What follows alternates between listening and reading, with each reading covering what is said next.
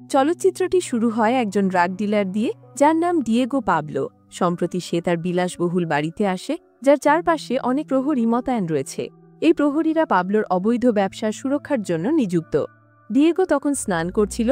দূর থেকে একজন স্নাইপার তাকে গুলি করার ষড়যন্ত্র করছিল। স্নাইপার গুলি চালায় এবং সেই গুলি সরাসরি ডিয়েগোর মাথায় লাগে, যার ফলে তার মৃত্যু হয় এবং তার মৃতদেহ কবরস্থানে দাফন করা হয়। এখানে আমরা ব্র্যান্ডন ব্যাকেট নামের একজন স্নাইপারকে দেখি, যিনি সেনাবাহিনীতে কাজ করেন। তিনি সেনাবাহিনীতে তার সহকর্মীর শেষকৃত্যে এসেছিলেন। শেষকৃত্যের পর ব্র্যান্ডন তার মেজর রিচার্ড মিলারের সাথে দেখা করেন এবং তারা কলম্বিয়ার রহস্যময় স্নাইপার সম্পর্কে কথা বলেন। ক্যাপ্টেন এই হত্যাকারী তদন্তের জন্য ব্র্যান্ডনকে একজন বিশেষ স্নাইপার হিসাবে নিয়োগ করেন। এরপর ব্র্যান্ডন একটি গাড়ি নিয়ে কলম্বিয়ার উদ্দেশ্যে রওনা হয় সেই হত্যা মামলা তদন্তকারী দলের সাথে দেখা করার জন্য। সেখানে পৌঁছে তার সাথে একজন সার্জেন্টের দেখা হয়, যিনি সেই মামলা তত্ত্বাবধান করছিলেন।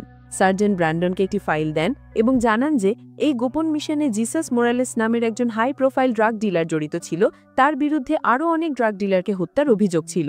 10 বছর ধরে দূরে থেকেও মোরালেস একজন কুখ্যাত স্নাইপারকে দিয়ে বিভিন্ন জায়গায় হত্যাকাণ্ড ঘটানোর সন্দেহ করা হচ্ছে। সার্জেন্ট তাদের সবার কথা মনোযোগ দিয়ে শুনছিল। তখনই একজন মহিলা সেখানে আসেন, যার নাম কেট অ্যাস্ট্রেডো, যিনি নেশা জাতীয় ঔষধ সরবরাহ করেন। কেট জানান যে তারা মোরালেস সম্পর্কে কিছু তথ্য পেয়েছেন, যে শহরের বাইরে একটি নির্জন জায়গায় থাকে। মোরালেসকে আবার সেখান থেকে পালানোর আগে তাকে ধরতে হবে। এরপর অ্যাস্ট্রেডো ব্র্যান্ডনকে স্নাইপার হওয়ার জন্য বলেন। ব্র্যান্ডন তার সৈন্যদের সাথে শহর থেকে দূরে স্যান্টিয়াগোর রক্ষা করছিল। পরের দিন ব্র্যান্ডন তার দলের সাথে মিশনে আসে। তারা একটি জঙ্গলে পৌঁছায়। অ্যাস্ট্রেডো সবাইকে তাদের গতির দিকে নজর রাখতে বলেন। তারা এখন মোরালেসের বাড়ির কাছে পৌঁছতে চলেছিল। তখনই ব্র্যান্ডন তাদের চারপাশে ছড়িয়ে পড়তে বলে, যাতে মোরালেস সন্দেহ না করে যে তার রাস্তাটায় কেউ আসছে। অন্যদিকে সার্জেন্ট তার সৈন্যদের সঠিক অবস্থান দিচ্ছিল। কিছুক্ষণ পর জন স্যামসন নামের একজন এজেন্ট সেখানে আসে এবং সেও মোরালেসের তদন্ত দেখছিল। একটি বিস্ফোরণ ঘটে।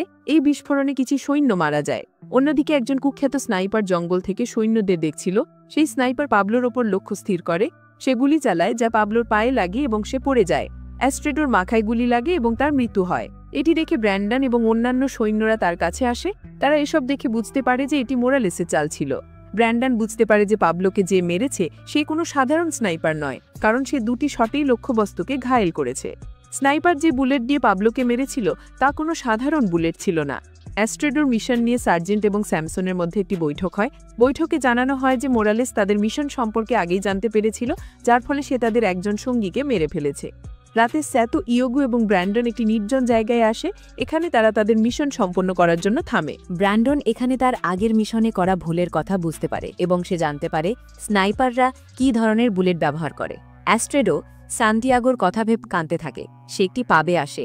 যখন সে পাবে পৌঁছায়, তখন কিছু লোক তার সাথে প্রতারণা করে। এখানে অ্যাস্ট্রেডো কার্লোস নামের একজন লোককে দেখতে পায়, যার কাছে একটি যন্ত্র ছিল যা পুরো কলম্বিয়ার ড্রাগ ডিলারদের উপর নজর রাখত। কার্লোস অ্যাস্ট্রেডোকে এল ডিবোর থেকে দূরে থাকতে বলে, কারণ সে হয়তো তাদের লক্ষ্য বানিয়ে নিতে পারে। কিন্তু অ্যাস্ট্রেডো তা চায় না, কারণ সে তার কিছু সঙ্গীকে নিজের চোখের সামনে মরতে দেখেছে এবং তাদের সবাইকে এল ডিবোই মেরেছিল। এই কথা শুনে কার্লোস অ্যাস্ট্রেডোকে এল ডিবোর সম্পর্কে তথ্য দেবে। এদিকে ব্র্যান্ডন সান্তিয়াগো থেকে পাওয়া খবরের কারণে দ্রুত তার রাইফেল নিয়ে একটি ভবনে আসে এবং সেই ভবনের দিকে লক্ষ্য স্থির করে। এখানে এল ডিবো বুঝতে পারে যে ব্র্যান্ডন তার রাইফেল দিয়ে তাকে লক্ষ্য করে রেখেছে। এখন তারা দুজন একে অপরের একদম সঠিক নিশানায় ছিল। এবার তারা একে অপরের দিকে গুলি চালায়। এল ডিবোর গুলি লাগার কথা ছিল, কিন্তু সে তার স্থান থেকে সরে গিয়ে লুকিয়ে পড়ে। পরের দিন ব্র্যান্ডন, সার্জেন্ট এবং অ্যাস্ট্রেডোকে রিচার্ডের সাথে দেখানো হয়। রিচার্ড জানান যে এল ডিবো কোন ধরনের বুলেট ব্যবহার করে।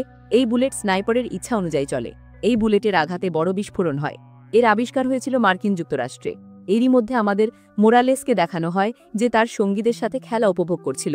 যখন মোরালেস খেলায় হেরে যায়, তখন সে মনোলেরামের একজন লোকের দিকে তার বন্দুক তাক করে, যার ফলে সে ভয় পেয়ে যায় এবং খেলা থেকে জেতা টাকা ফিরিয়ে দেয়। অন্যদিকে একজন লোক দাঁড়িয়েছিল যে মোরালেসের এই কাণ্ড দেখে ভয় পাচ্ছিল, তবে মোরালেস তাকে মারে না। সে সেখান থেকে চলে যায় এবং এল ডিবোর সাথে যোগাযোগ করার চেষ্টা করে। সে ঘরের ভেতরে যায় এবং দেখে যে এল ডিবো মোরালেসের দিকে তার বন্দুক তাক করে রেখেছে। সেখানে মোরালেসের কাছ থেকে তার ক্ষতিপূরণের টাকা চাওয়ার জন্য এসেছিল। ডিবো বলে যে তুমি এখনো তোমার লক্ষ্য পূরণ করনি। তুমি আমাদের প্রতিশ্রুতি দিয়েছিলে যে তুমি ব্র্যান্ডনকে মেরে দেবে, কিন্তু সে এখনো বেঁচে আছে। তুমি তোমার লক্ষ্য পূরণ করো এবং তোমার টাকা নিয়ে যাও। আমাদের দেখানো হয় যে অ্যাস্ট্রেডো এবং ব্র্যান্ডন এল ডিবো থেকে পাওয়া তথ্য যাচাই করার জন্য যাচ্ছে। কিছুক্ষণ পর অ্যাস্ট্রেডোর কাছে একটি ফোন আসে। সেই ফোনটি ছিল কার্লোসের। কার্লোস এল ডিবোর স্ত্রীর ঠিকানা জানায়। তারা সেই ঠিকানায় যাচ্ছিল। হঠাৎ তাদের গাড়ি একটি গাড়ির সাথে ধাক্কা খায় এবং গাড়িটি ভেঙে যায়। তখনই মোরালেসের লোকেরা সেই গাড়িকে চারদিক থেকে ঘিরে ফেলে এবং তাদের ওপর গুলি চালানো শুরু করে দেয়। তাদের চালানো একটি গুলি সান্তিয়াগোকে লাগে এবং সেখানেই তার মৃত্যু হয়। অ্যাস্ট্রেডো ব্র্যান্ডনকে না জানিয়ে এল ডিবোর জানানো ঠিকানায় চলে যায়। এদিকে ব্র্যান্ডন একাই তাদের সাথে লড়াই করছিল। সে তাদের সবাইকে মেরে ফেলে। অ্যাস্ট্রেডো যখন সেখানে পৌঁছায় তখন তার মোরালেসের লোকেদের সাথে দেখা হয়। তারা তাকে চারদিক থেকে ঘিরে ফেলে। সে তাদের সাথে লড়াই করে, কিন্তু তাদের সংখ্যা বেশি হওয়ায় তারা অ্যাস্ট্রেডোকে আক্রমণ করে।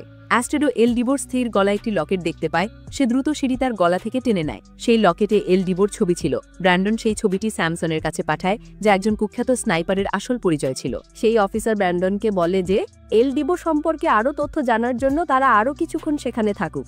ব্র্যান্ডন অফিসারকে আরও সেনা পাঠানোর জন্য বলে, কারণ মোরালেস সম্পর্কে একজন পুলিশ অফিসার তাদের জানিয়ে দিয়েছিল। সেই পুলিশ অফিসারকে খুঁজে বের করার জন্য তারা দুজনেই কার্লোসের সাথে দেখা করে, কিন্তু মোরালেস তার সম্পর্কে কিছুই জানতে পারেনি। তবে তার একজন সঙ্গী ছিল যে এল ডিবোর ওষুধ সরবরাহ করত। সে তার কাছে নিয়ে আসে। মোরালেসের দেওয়া তথ্য অনুযায়ী ব্র্যান্ডন এবং অ্যাস্ট্রেবো সেই লোকদের মেরে ফেলে। অন্যদিকে রিচার্ড এবং সার্জেন্টের এই কার্যক্রমে কোনো সমস্যা হয় না, কারণ তাদের অফিসারের পাশাপাশি এল ডিবোর কথাও মানতে হতো। এক রাতে ব্র্যান্ডন এবং অ্যাস্ট্রেডো মোরালেসের সৈন্যদের মেরে ফেলে। মোরালেস সেই রাতেই এল ডিবোর সাথে দেখা করে এবং ব্র্যান্ডন ও অ্যাস্ট্রেডোকে মারার জন্য স্নাইপারকে কিছু টাকা দেয়। এল ডিবো তথ্য নেওয়ার জন্য দ্রুত মানলের কাছে আসে এবং তার সাহায্য চায় এবং তাকেও কিছু টাকা দেয়। মানল এই কাজের জন্য প্রস্তুত হয়ে যায় এবং জানায় যে ব্র্যান্ডন ও অ্যাস্ট্রেডের সাথে কার্লোসও তাদের মামলায় জড়িত। এই কথা শুনে এল ডিবো মানলকে কার্লোসকে ফাঁসি দেওয়ার জন্য বলে এবং তারা গির্জার পিছনে লুকিয়ে পড়ে। যখন অ্যাস্ট্রেডো কার্লোসকে একটি গাছ থেকে ঝুলন্ত অবস্থায় দেখে তখন সে ঘাবড়ে যায়। সে তাকে বাঁচানোর জন্য একটি পরিকল্পনা করে, কিন্তু ব্র্যান্ডন তাকে সেখানে যেতে বাধা দেয়, কিন্তু সে মানে না। ব্র্যান্ডন জানায় যে তারা কার্লোসকে এখান থেকেই বাঁচাতে পারে। কার্লোস যে দড়ি দিয়ে ঝুলছিল, ব্র্যান্ডন তাতে গুলি করে এবং দড়িটি ছিঁড়ে যায় এবং সে নিচে পড়ে যায়। দূরে লুকিয়ে থাকা এল ডিবোর দল এসব দেখছিল। তারা কার্লোসের উপর গুলি চালায় এবং তাকে মেরে ফেলে। পরের দিন তারা কার্লোসের মৃতদেহ নিয়ে যায় এবং তাদের খুব দুঃখ হয় যে তাদের একজন সঙ্গী মারা গেছে যে তাদের এই কাজে সাহায্য করত। একই সময় ব্র্যান্ডন ভিক্টরের ইঙ্গিত লক্ষ্য করে এবং তার পিছনে যাওয়ার সিদ্ধান্ত নেয়। ভিক্টর সেখান থেকে পালাতে শুরু করে, কিন্তু ব্র্যান্ডন তাকে ধরে ফেলে এবং তার কাছে এল ডিবো সম্পর্কে জানতে চায়, কিন্তু সে কিছুই বলে না। অনেক অত্যাচারের পর সে মোরালেস সম্পর্কে তথ্য দিতে সমর্থ হয়। সে জানায় যে কার্লোসকে যে মেরেছে সে আর কেউ নয়, মোরালেসই। তার এই কথা শুনে ডিইএ সৈন্যরা মোরালেসের বাড়িতে আসে এবং বাড়ির চারপাশে মোরালেসকে খোঁজে। বাড়ির ভেতরে একটি বিস্ফোরণ হয়। মোরালেস ভাবে যে সব সৈন্য মারা গেছে, কিন্তু তারা মোরালেসকে গ্রেফতার করে এবং তাকে সেখান থেকে অনেক দূরে একটি বড় শহরে নিয়ে যায়, যাতে সেই শহরের নাম মিয়ামি না জানতে পারে। এই কথা এল ডিবো জানতে পারে। সে তার জাল পাসপোর্ট ব্যবহার করে মিয়ামি বিমানবন্দরে আসে এবং দেখে যে এখানে ব্র্যান্ডন মোরালেসকে অফিসে নিয়ে যাওয়ার প্রস্তুতি নিচ্ছে। এখানে ব্র্যান্ডনের রিচার্ডের সাথে দেখা হয়, যিনি তাকে সেনাবাহিনীর তৈরি বুলেটটি প্রথমে দেখান এবং জানান যে বড় স্নাইপাররা এই বুলেটটি ব্যবহার করে, যা সাধারণ বুলেটের চেয়ে বেশি গতিশীল। শুধু তাই নয়, মার্কিন যুক্তরাষ্ট্র তাদের সুরক্ষার জন্য এই বুলেট ব্যবহার করে। এরই মধ্যে আমাদের দেখানো হয় যে এল ডিবো একটি বড় বাক্স থেকে তার রাইফেল বের করে। অন্যদিকে কিছু অফিসার মোরালেসকে ধরে বিমানবন্দর থেকে একটি গাড়ির দিকে নিয়ে যাচ্ছে। ব্র্যান্ডন এসব দেখছিল এবং যেই মোরালেসকে বিমানবন্দর থেকে রওনা করানো হয়, স্যামসন ব্র্যান্ডনকে জিজ্ঞাসা করে যে সে তাদের এই মামলায় কেন জড়িত হয়নি। ব্র্যান্ডন বলে যে এই গাড়িতে যে এখন গেছে সে মোরালেস নয়, বরং অন্য কেউ ছিল। মোরালেসকে এখন একটি সাদা গাড়ি দিয়ে পাঠানো হবে, কারণ সে জানতে পেরেছিল যে মোরালেসকে মারার জন্য এল ডিবোকে কিছু টাকা দেওয়া হয়েছে। এই কথা এখন সরকারি অফিসারদের কাছে পৌঁছে যায় যে সে ড্রাগ সরবরাহ করতে তাদের সাহায্য করত। ব্র্যান্ডন এবং অ্যাস্ট্রেডো দূর থেকে মোরালেসের গাড়িকে যেতে দেখে এবং সে তার রাইফেল দিয়ে এল ডিবোর উপর লক্ষ্য স্থির করার চেষ্টা করে। এল ডিবোর সঙ্গীরা মোরালেসের গাড়ি যাওয়ার খবর দেয়।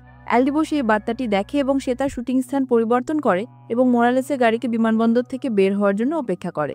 যখন সে গাড়িটি দেখে তখন সে সেটিতে গুলি চালায়। গুলি করে সে গাড়িটিকে টুকরো টুকরো করে দেয় এবং অনেক লোক সেই গাড়িতে গুলি চালায়। সে তাদের সবাইকে মেরে ফেলে। দূর থেকে ব্র্যান্ডন এবং অ্যাস্ট্রেডো এল ডিবোর চালানো গুলির স্থান দেখে নেয়। সঙ্গে সঙ্গে ব্র্যান্ডন তার রাইফেল দিয়ে সেই একই জায়গায় শুট করে। সেই গুলি সরাসরি এল ডিবোর মাথায় লাগে, যার ফলে সেখানেই তার মৃত্যু হয়। পরের দিন জানা যায় যে ব্র্যান্ডনের তৈরি পরিকল্পনায় মোরালেসের জীবন বেঁচে গেছে, কারণ সে নিজেই মোরালেসের গাড়িকে পরিবর্তন করিয়েছিল। সে জানত যে মোরালেস নির্দোষ। ব্র্যান্ডন এসব কথা স্যামসনকে জানায়, যা শুনে স্যামসনের নিজের কাজের জন্য অনুশোচনা হয়, কারণ স্যামসনও একই গ্যাংয়ে কাজ করত। তার একজন সঙ্গীকে হারানোর কারণে সে ব্র্যান্ডনের সাথে চিৎকার করে কথা বলে, যা দেখে অ্যাস্ট্রেডো তাকে একটি চড় মারে এবং তাকে গ্রেফতার করিয়ে দেয়। এরই সাথে সিনেমাটি এখানেই শেষ হয়ে যায়।